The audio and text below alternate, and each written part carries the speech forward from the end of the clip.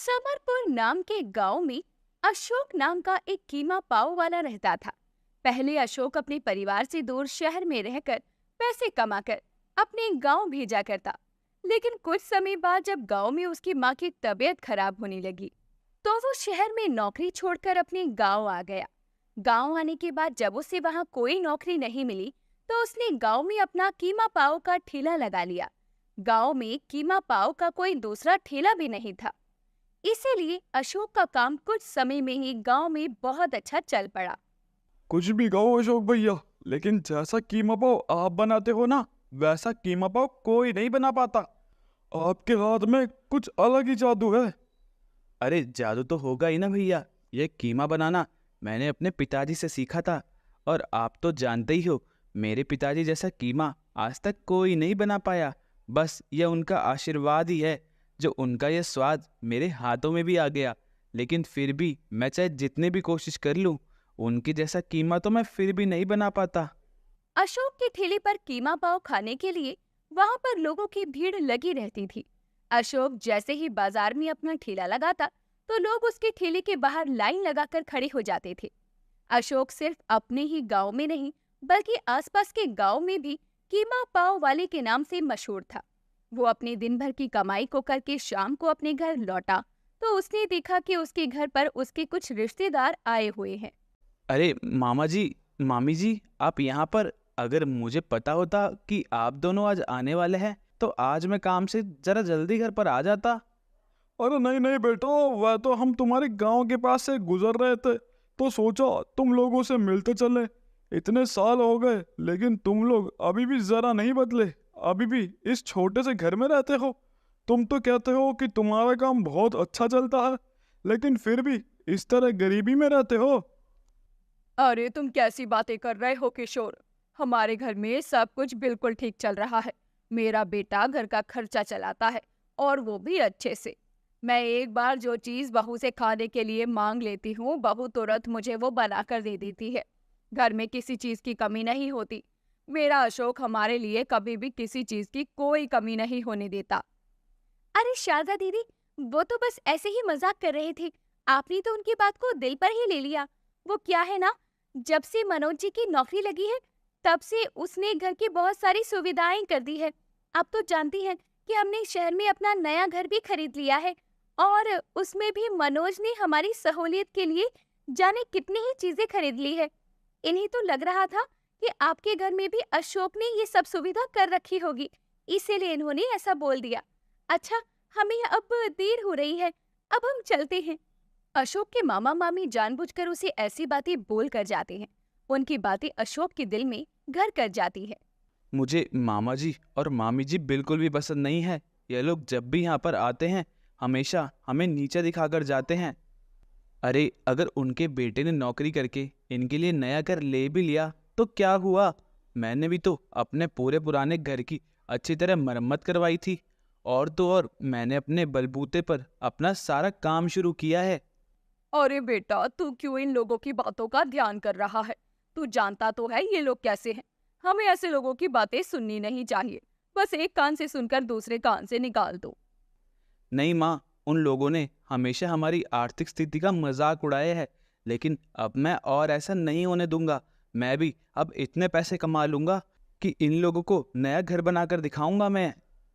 अशोक पूरी रात सो नहीं पाता। वो पूरी रात बस यही सोचता रहता है कि किस तरह वो ज्यादा पैसे कमा सकता है। तभी उसके मन में ख्याल आता है। मैं इतने सालों से गांव में कीमा पाव बेच रहा हूँ, लेकिन अभी तक एक बार भी मैंने अपने कीमा पाव का दाम नहीं बढ़ाया। अगर मैं कीमा पाव का दाम बढ़ाकर दोगुना कर दूं, तो मेरा मुनाफा भी दोगुना हो जाएगा। अब से मैं यही करूंगा। अशोक पहले कीमा पाव की एक प्लेट 25 रुपए की बेचा करता, लेकिन अब उसने लालच में आकर उसका दाम बढ़ाकर 50 कर दिया। एकदम से इस तरह दुगनी दाम बढ़ने पर ग्राहक भी हैरान थे। अरे अशोक भाई, लगता है गलती से तुमने एक प्लेट की जगह 2 प्लेट का दाम अपने ठेले पर लिख दिया है। इसे ठीक कर लो, वरना कोई भी ग्राहक तुम्हारे ठेले पर नहीं आएगा। अरे नहीं भैया, वह 2 प्लेट का दाम नहीं, 1 प्लेट का ही दाम है।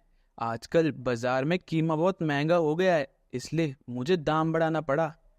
लेकिन भैया बाजार में तो बहुत सारे लोग चिकन टिक्का, चिकन तंदूरी यह सब बेचते हैं। इन लोगों ने तो अपने खाने के दाम नहीं बढ़ाए, तो फिर तुम ही क्यों अकेले इस तरह दाम बढ़ा रहे हो? मुझे तो लगता है तुम्हें पैसों का लालच आ गया है। देखो भैया, अगर आपको ऐसा लगता है तो मैं इस मामले में कुछ नहीं कर सकता। बाजार में कीमे का दाम बढ़ गया है, इसलिए मैंने भी कीमा पाव का दाम बढ़ा दिया है।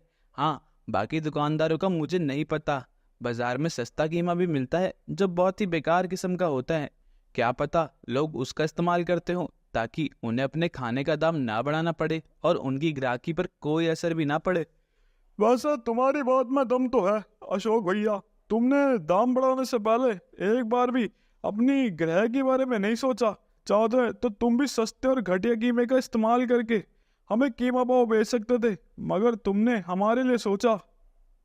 शुक्र है भाई, कम से कम तुम्हें मेरी बात तो समझ आई, वरना लोगों को तो ये सब समझाना बहुत ही मुश्किल हो जाता है। अब पूरे बाजार में धीरे धीरे ये बात फैल जाती है कि अशोक कीमा पाव बनाने के लिए अच्छे कीमे का इस्तेमाल करता है। वहीं दूसरी दुकान वाले घटिया चिकन और मीट का इस्तेमाल करके लोगों की सेहत के साथ खिलवाड़ करते हैं ताकि उनकी ग्राहकी पर कोई असर ना पड़े। इस वजह से आए दिन अशोक की ग्राहकी बढ़ने लग जाती है। बेटा अशोक, पहले तो तेरी कमाई इतनी नहीं होती थी, तो फिर अचानक से तेरा काम इतना कैसे बढ़ गया? देख, मुझे ठीक ठीक बता दे, कहीं तू अपने काम के साथ कोई उल्टा धंधा तो नहीं कर रहा ना? अरे नहीं माँ, तुम भी कैसे बातें करती हो? वो तो बस मैं अपने कीमा पाव का दाम बढ़ा दिया है। इतने समय से एक ही दाम पर बेच रहा था तो मुनाफा कम हो रहा था, इसलिए मैंने दाम बढ़ा दिए है। और सभी लोगों को मेरे हाथ की कीमा पाव का स्वाद इतना पसंद है कि दाम बढ़ाने के बाद भी उन लोगों ने मेरे पास आना बंद नहीं किया, तो मेरा काम और अच्छा चल गया। ये तो ठीक है बेटा, लेकिन एक बात याद रखना कि पैसे कमाने के लिए कभी ज्यादा लालच मत करना। अक्सर लालच में आकर इंसान अपना सब कुछ खो बैठता है। अरे नहीं माँ, तुम बिल्कुल भी चिंता मत करो, ऐसा कुछ नहीं होगा। अशोक अपना ठेला लेकर बाजार की ओर निकल पड़ता है। शाम को जब उसका सारा कीमा पाव खत्म हो जाता है, तो वो अपने दिन के पैसे गिनते हुए सोचता है। भले ही मेरी कमाई पहले से दुगनी हो गई है, लेकिन इतने पैसों में भी कुछ सालों में अपना घर नहीं बना पाऊंगा। मुझे कुछ भी करके अपना मुनाफा और ज्यादा बढ़ाना होगा। ये सोचते सोचते अशोक के मन में एक ख्याल आता है। अगर मैं भी बाजार से सस्ता कीमत लाकर उसी से कीमा पाव बनाकर बेचने लगूं, तो मेरा मुनाफा तो सीधा 4 गुना हो जाएगा। और गांव वाले तो मुझ पर इतना भरोसा करते हैं कि उन लोगों को मुझ पर कोई शक भी नहीं होगा। कहाँ अशोक पहले अपना काम ईमानदारी से किया करता, और अब पैसों के लालच ने उसे किस तरह से बेईमान बना दिया था। अब वो बाजार से बिल्कुल घटिया सस्ता कीमा खरीदकर उसी से कीमा पाव बनाकर बेचने लगा। वो कीमा बनाते हुए उसके अंदर इतने सारे मसाले डालता कि ग्राहकों को उसके स्वाद में कुछ फर्क पता नहीं चलता, तो उसके काम में कोई फर्क नहीं पड़ा। लेकिन वो लोगों से कहता कि बाकी चिकन और मटन वाले खराब चिकन और मटन का इस्तेमाल करते हैं। इस वजह से लोगों ने औरों के पास जाना भी बंद कर दिया, जिस वजह से उनका काम बिल्कुल बंद हो गया। पता नहीं क्या बात है, इतने समय से हमारा काम क्यों बंद है। पहले हम लोगों के ठेलों पर ग्राहकों की भीड़ लगी रहती थी, लेकिन अब तो कोई ग्राहक हमारे ठेले पर आना पसंद ही नहीं करता। सच कहा भैया, पहले पूरे गांव में मेरे हाथ का चिकन रोल बहुत मशहूर था, लेकिन अब तो कोई मेरा चिकन रोल को देखता भी नहीं है। बिना किसी वजह से तो हमारा काम बंद नहीं हो सकता। ना जाने ऐसा क्यों हो गया है। जब वो दोनों आपस में इस तरह की बातें कर रहे थे, तभी वहां से गुजरता हुआ एक आदमी उनकी बातें सुन लेता है। वो उनसे कहता है, अरे भैया, तुम लोगों का काम तो इसलिए बंद हुआ है क्योंकि तुम ग्राहकों को खराब चिकन और मटन बेचते हो। क्या? ये सब तुम क्या कह रहे हो भैया? हमने तो आज तक कभी खराब चिकन और मटन खाने में इस्तेमाल ही नहीं किया। आखिर यह सब तुमसे किसने कहा? यह सब तो हमें अशोक भाई ने बताया था। वह तो भला हो उनका, अगर उन्होंने यह हमें सब कुछ नहीं बताया होता तो हम तो तुम्हारे यहाँ का चिकन और मटन कबाब खाकर बीमार ही हो चुके होते भैया। ये सब बोलकर वो आदमी वहां से चला जाता है। लेकिन उसकी बातों से उन दोनों को ये समझ आ जाता है कि इतने समय से आखिर उनका काम क्यों नहीं चल रहा। अच्छा, तो इस वजह से हमारा काम नहीं चल रहा। हम तो अच्छी तरह जानते हैं कि अशोक कीमा पाव बनाने के लिए आजकल कैसे घटिया कीमे का इस्तेमाल करता है। लगता है अब इसकी सच्चाई हमें लोगों के सामने दिखानी ही पड़ेगी।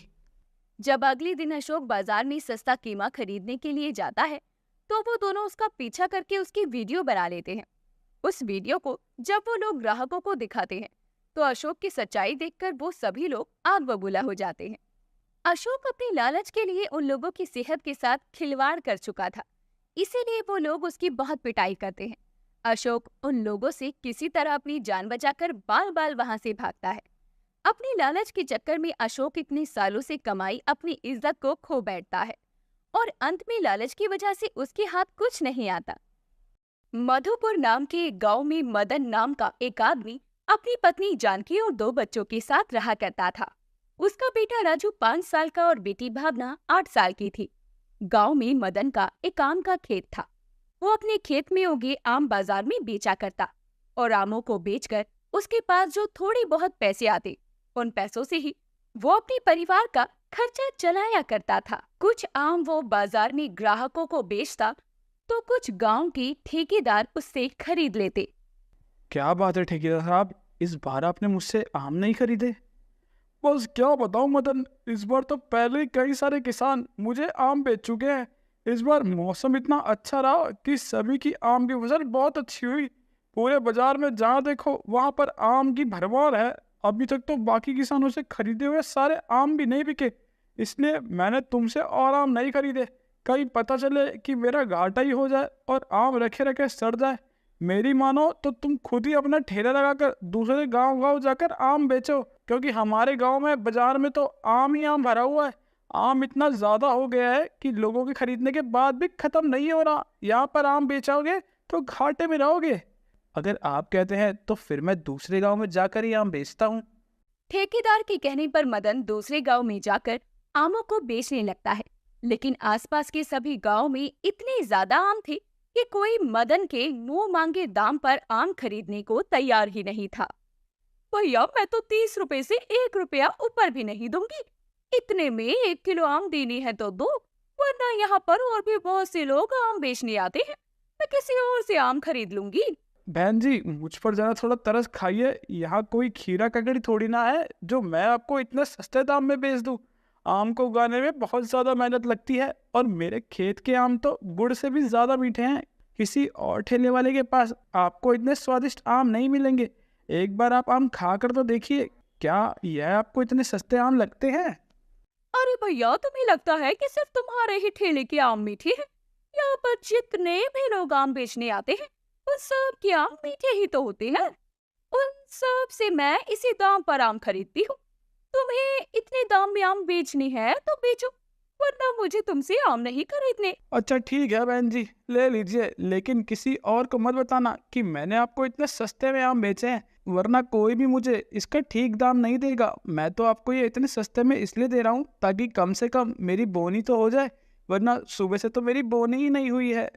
बोनी करने के लिए मदन उस औरत को सस्ते में आम बेच देता है। वो पूरा दिन गर्मी में अपना ठेला लेकर गांव-गांव घूमता है, लेकिन कोई भी ग्राहक उसे आमों के लिए ठीक दाम नहीं देता, जिस वजह से मदन को बहुत घाटा होता है।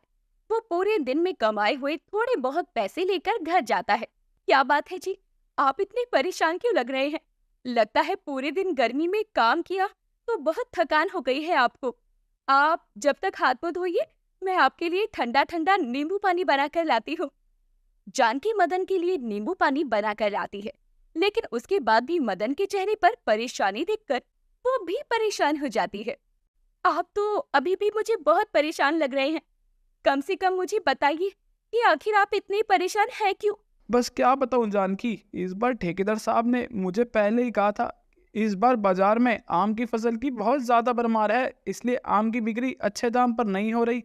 उनका कहना बिल्कुल सच था। जब मैं आज गांव-गांव घूमकर आम बेचने गया तो पहले जहां 60, 70, 80 रुपए का आम किलो मिलता था, आज वही आम 20 और 30 रुपए में बिक रहे थे। कोई भी 1 किलो आम के लिए 30 रुपए से ज़्यादा देने को तैयार ही नहीं था। पूरा दिन घूमकर भी मैंने बस 600 रुपये कमाए हैं, जिसमें से अगर मैं अपना मुनाफा निकालूं तो शायद 100 रुपये भी नहीं बचेंगे। हे भगवान, इस तरह तो हमें बहुत घाटा हो जाएगा। अगर आम बेचेंगे तो भी घाटा है, नहीं बेचेंगे तो भी घाटा है। ये तो हम मुसीबत में फंस गए हैं जी। अब हम करें तो क्या करें? ऐसे तो घर का खर्चा भी नहीं चल पाएगा। पिताजी, क्या मैं कुछ कह सकती हूँ? हाँ बेटा, कहो क्या बात है। पिताजी, अगर बाजार में आम की भरमार है तो आप बाजार में आम बेचने से अच्छा मैंगो शेक का ठेला खोल लो। गांव के बाजार में मैंगो शेक का कोई भी ठेला नहीं है, तो गर्मी में लोग आपके पास मैंगो शेक पीने आएंगे। आपकी अच्छी कमाई भी हो जाएगी। हाँ पिताजी, दीदी बिल्कुल ठीक कह रही है। हमारे स्कूल के पास भी एक मैंगो शेक वाले अंकल हैं। उनके पास हमेशा लोगों की भीड़ लगी रहती है। वह बस आम के अंदर थोड़ा सा दूध, चीनी और इलायची डालकर मैंगो शेक बनाते हैं और लोगों को वो बहुत पसंद आता है। तो फिर ठीक है, मैं कल से बाजार में अपना मैंगो शेक का ठेला लगाना शुरू कर देता हूँ। क्या पता सचमुच उसमें मेरी बहुत अच्छी कमाई हो जाए। हाँ पिताजी, जब आप मैंगो शेक के ठेले से अच्छे पैसे कमाने लगोगे ना, तो मेरे लिए एक साइकिल खरीद लाना। मेरे सभी दोस्तों के पास अच्छी अच्छी साइकिल है, तो आप मेरे लिए भी वैसे ही एक साइकिल ले आना। अरे वाह, अभी ठेला खुला नहीं और मेरे बेटे ने मेरे ठेले की कामयाबी पहले ही सोच ली। चलो अच्छा है, क्या पता तुम्हारे कहने से मेरा ठेला सचमुच ही अच्छा चल जाए। हाँ पिताजी, आप भी इसी तरह मैंगो शेक बनाना और बेचना शुरू कर दो। मैंगो शेक बेचने के लिए आपको इस तरह गर्मी में गांव-गांव घूमना भी नहीं पड़ेगा। लोग खुद चलकर आपके पास मैंगो शेक पीने आएंगे। ये तो बच्चों ने बहुत अच्छा आइडिया दिया है। मैंगो शेक बनाना भी बहुत आसान है, तो आपको इस काम को करने में कोई दिक्कत परेशानी नहीं होगी।